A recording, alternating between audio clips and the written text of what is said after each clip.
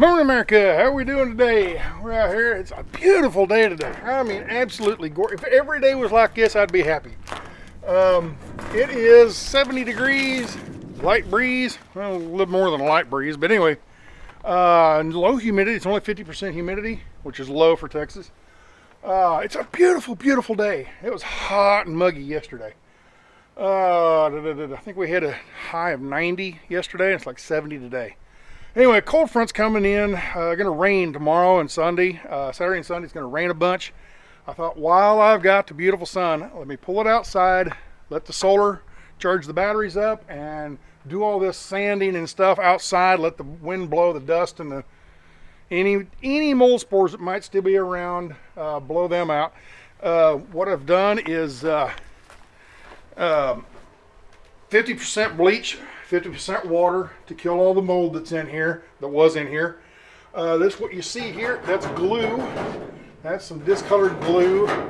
I've sprayed it down four times. I sprayed it down again this morning when I got out here. One more time with bleach water. And then, of course, there was all that water in here. If you look at the previous videos, there was all this black was up here. Well, I kind of went and studied it a little closer. All the black was just rot. The black was rot, and the white, there was a big patch right up in here of white. That was the mold. And then there was another smaller patch, a decent sized patch right up in here that was mold. All that black that was in here, that was just rotten wood, okay? Ply was 3/8 inch plywood, and in this area right up in here, I mean, it was just falling, crumbling apart. Anyway, took that over. It's sitting over on the burn pile now, getting ready to get burnt someday when it's nice, no wind. And anyway, I come in here with the wire brush, just an old welder's wire brush. Oh, there we go. And I kind of knocked off the big chunks of stuff that was on here, you know, and got that kind of cleaned up. And then I took my sander with some 60 grit paper, and I sanded all across there and got it pretty close to, you know, not completely down to bare wood or bare metal, but cleaned it up a lot. Okay, got it mostly done, and then I went and sprayed it again. I had a little bit left of bleach water, so I went and sprayed it again, and so it's 5. But the last one was only, just in the corners where I couldn't sand too well. Really hit them hard with the bleach. Anyway, I got 4.5 treatments of bleach water on this. Did it, let it dry, did it again, let it dry, did it again, let it. Anyway, while I was waiting for that to dry, I got to looking at this wiring up here, and they're put together with these little clips. And you all know what these are. You just lay the wires in there. Let me get nice and close for you in the sun so you can see it. Well, let's see here. Get a good view of this. There we go. Yeah, is that better? And it's one of those little clippy things. You just lay the wires in it, and then with a pair of pliers, you just squeeze it and clip it and then snap it closed. But anyway, those are junk. Those are total junk. So I went and got some butt connectors. I already had them. I just went in the shop and got them. And butt connected all of these. And I was getting ready to put duct tape and, just kind of tie it up here nice and neat. Thing is, once you get this all built in and everything, if you have wiring problems, it's almost impossible to get to. So it actually is impossible to get to. So take care of these while they're open, and I'm going to do the same. That's all the top running lights, and I'm going to do the same back in the back. I'm going to get to them and replace them with butt connectors. So anyway, before I got the taping, I need to paint this stuff. So go in the shop here. I'll show you what I've got. Well, I showed you the last video. I got the Kills mold resistant paint, or mold treatment paint, whatever. And I'm getting ready to put that on. So here we are. Blocks severe stains and tannin bleed. Excellent adhesion and durability. Seals porous surfaces, and then mildew resistant finish. So anyway, this is an oil base, Kills oil base, and see at the very bottom there, it says mildew resistant finish. Okay, that's what people told me to put on there, so that's what I'm going to put on there. I'm going to paint the ribs, but I'm also going to paint the inside of those aluminum skins. just to ding, make sure there's, you know, it kills all that mold, because you never know, there might be a couple little spores in that glue that didn't get kildedized. That's that new word, kildedized. So anyway, I'm going to do that, and that's what the project is for today. Also, show you real quick the little solar system. I got it down to about 50% while sitting in the shop here over probably about a week of using these batteries. These Battleborns, well, or lithiums period, are amazing. Amazing, beautiful, wonderful batteries. So happy I bought them. Anyway, right here, Victron. Let me turn you around here. All right, let me turn it off. Okay, here's my phone. Oh, you're not going to be able to see it. There we go. Maybe. There we go. All right. Try to do this with two hands. You got to hold the camera, and this is impossible. How am I going to do this? Here, let's lay it down. There we go. And just lay it down. All right. Right here, the Victron app. Pull that up. And we're up to 93% on the batteries right now. Okay, we're bringing in 600 watts right now. And the actual inverter is bringing in more than that.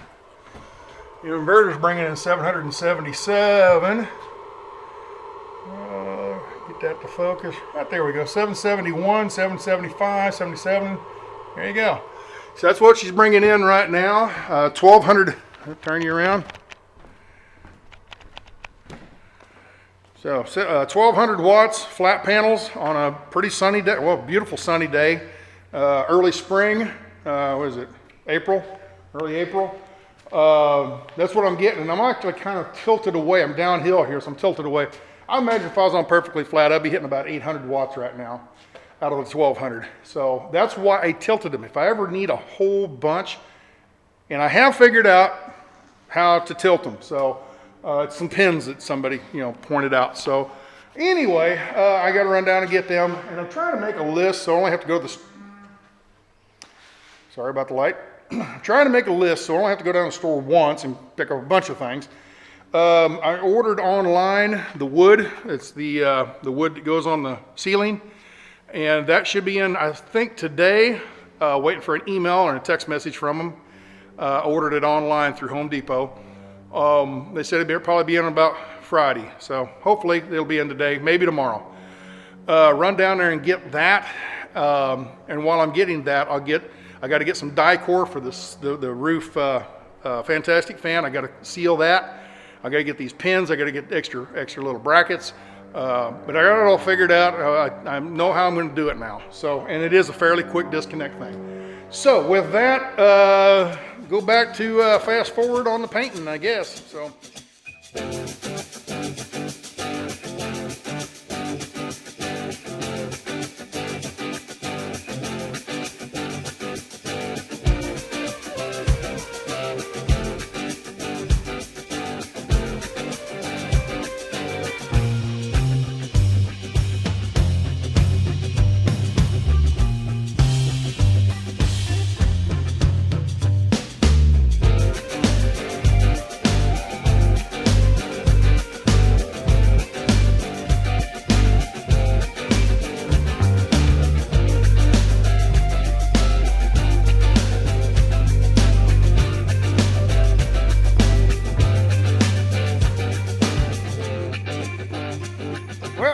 Almost done. Ran out of screws. When I took these apart, some of the screws were no good. The heads had ripped out. These are 8 star, and you can use a 4-star bit. You know, just a square bit that goes in them. Anyway, they'd stripped out a little bit. A few of them. Some of them were rusted up so bad. Actually, here's a couple here. And they get the threads get so rusted. Yeah, here we go. I don't know if you can see that or not, but anyway, threads get so rusted that they don't want to bite back in again, you know, or they strip out too easy. And so anyway, I'm gonna have to run and grab some more screws. I gotta get some die-core. The skylight, the Fantastic fan vent, I got a die-core around that still, and then I can mount it and be done with it, other than hooking the electrical up on inside. But get that, and then across this top strip here, what I did is there's I've got 4-inch Dicor or Eternabond.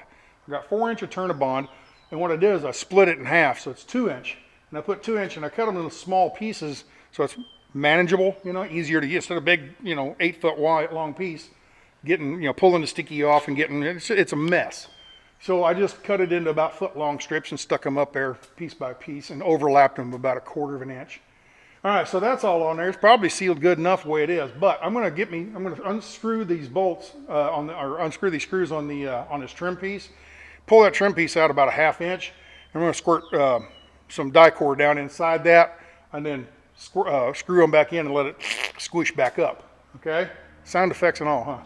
Anyway, this didn't have any caulking or glue behind it before, so I'm not going to do anything because this aluminum goes all the way into about here.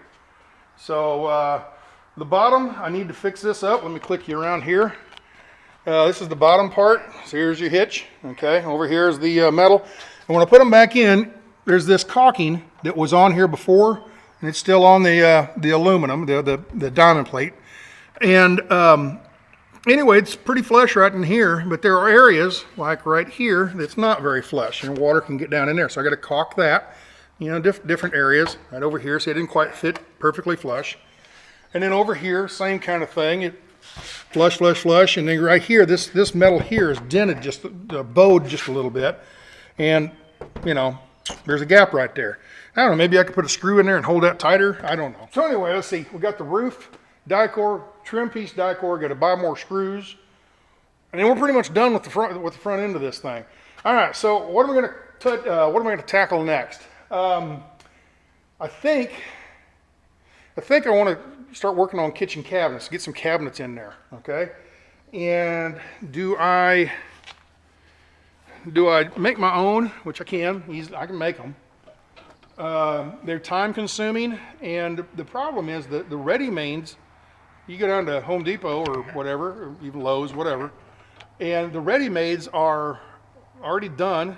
Just buy them and put them in, and they're not that much more expensive than just buying, you know, cutting all the wood up yourself and buying the tracks and the door tracks, and you know, making the door, the opening doors, making the doors and the drawer slides and all that. You know, it's just a lot of work, you know, and these are already made.